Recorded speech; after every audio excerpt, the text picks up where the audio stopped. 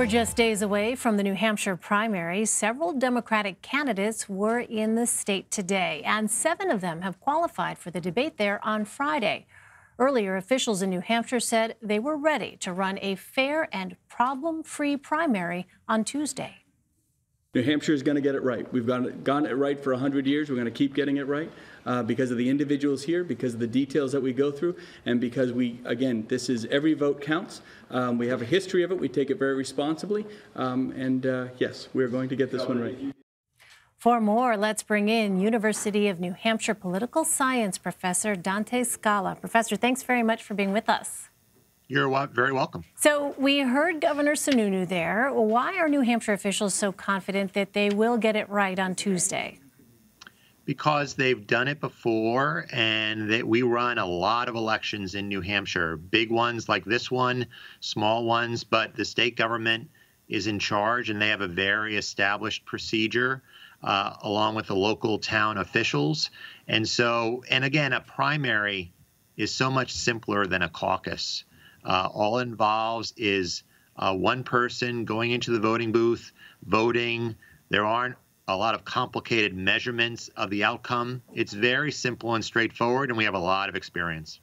Well, a new Monmouth University poll has Senator Sanders in the lead there. Is there any chance the debate tomorrow night could change that?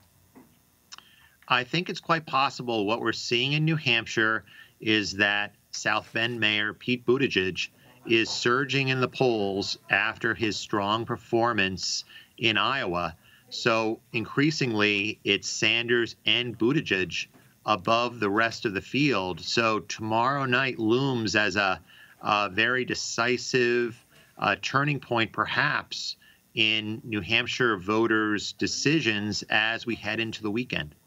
Well, why is Senator Elizabeth Warren, who's also from a neighboring state, not gaining more ground?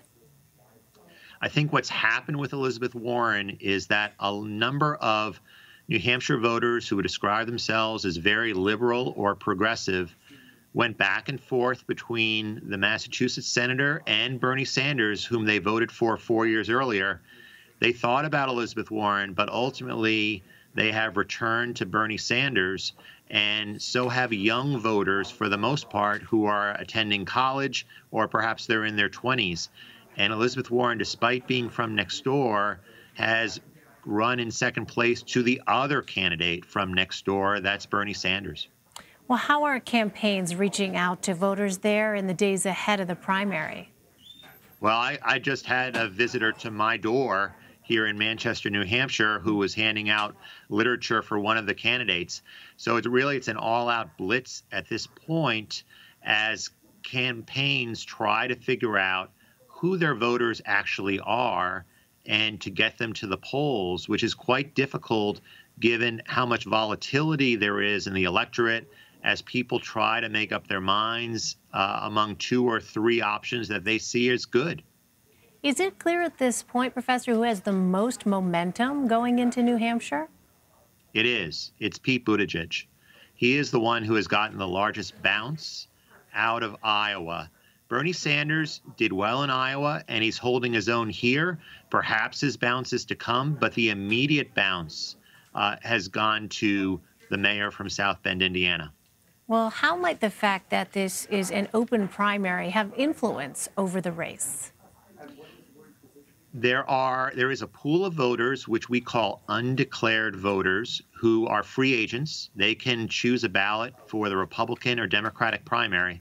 The Republican primary here is very uncompetitive, so chances are that most of those undeclareds will choose a Democratic ballot.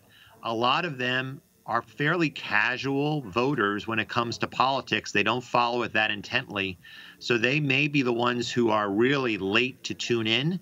And so they might be quite dependent on media reports over the last several days as to whom to choose from, because they haven't been examining the candidates all that closely.